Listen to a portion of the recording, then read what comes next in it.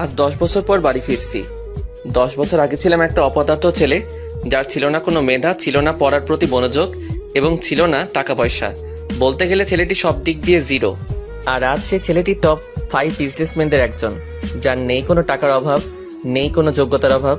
কিন্তু 10 বছর আগে ছেলেটির সব দিক দিয়ে অভাব ছিল। আপনারা হয়তো কিছুই বুঝতেছেন না। তাহলে চলুন 10 বছর আগে ঘটে যাওয়া ঘটনাগুলো জেনে আসি, তাহলেই বুঝতে পারবেন। 10 বছর আগে সকালে ঘুমাচ্ছি, এমন সময় চেঁচামেচির শব্দে ঘুমটা ভেঙে যায়। তারপর চোখ কসলাতে কসলাতে ঘুম থেকে উঠে দেখি মা আর বাবার কথা কাটাকাটি হচ্ছে। তোমার নবাবজাদা ছেলে কোথায়? এখনো ঘুম থেকে উঠিনি। কি বলছো? এখনো ঘুম থেকে ওঠে নাই মানে? কাল বন্ধুদের সাথে আড্ডা দিতে দিতে রাত করে বাসায় আসছে, তাই এত বেলা পর্যন্ত ঘুমাচ্ছে। কি পড়ালেখার ধারেও কাছেও নাই, আর রাতে বন্ধুদের সাথে আড্ডা দেয়? তামিমকে ডেকে নিয়ে আসো।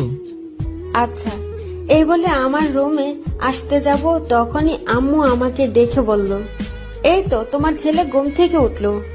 ওই কাল রাতে কোথায় ছিলি? বন্ধুদের সাথে আড্ডা দিতে দিতে রাত হয়ে গেছে। কি আজকের পর থেকে সন্ধ্যার আগে বাসায় চলে আসবি। যদি না আসতে পারিস তোকে এই বাড়ি ছেড়ে চলে যেতে হবে। কাল রাতে কার বাড়িতে ডিল ছুড়ছিলি কেন? আজ থেকে যেন তোর নামে কোনো অভিযোগ না আসে। যদি আসে তাহলে বাড়ি থেকে চলে যেতে হবে। ওকে, আর কোনোদিন করব না। যদি এবার পরীক্ষা ফেল করিস তাহলে তোকে বিলে চাষ করতে হবে আমার সাথে।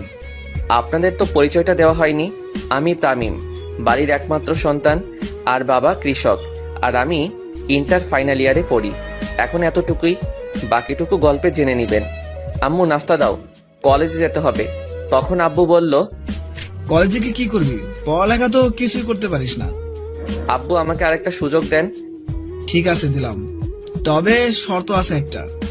আমি হ্যাঁ বোতক মাথা নাড়লাম। টেবিলে নাস্তা দিছি, খেয়ে কলেজে যা, আর কোনো ঝামেলা করিস না বাবা। আম্মু তুমি কোনো চিন্তা করিও না, আজ থেকে আর কারোর সাথে ঝামেলা করব না। তারপর নাস্তা করে কলেজে চলে এলাম। তারপর কলেজে ঢুকতেই কে যেন কলার টান মারলো। আমি পিছনে ফিরেই ঠাস করে কষে একটা মেরে দিলাম। সাথে সাথেই তোর সাহস কি করে হয় আমাকে থাপ্পড় মারার? আমি এতক্ষণ খেয়াল করিনি যে কে আমার কলার টানলো।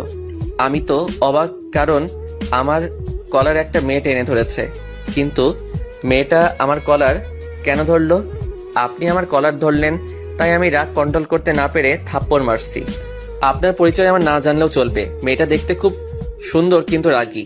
এই বলে সোজা ক্লাসরুমে চলে গেলাম। তারপর কিছুক্ষণ পর বন্ধুরাও আসলো। আর অন্যদিকে ওই খ্যাত ছেলেটির কি সাহস তোর মুখের ওপর কথা বলে, আর তুই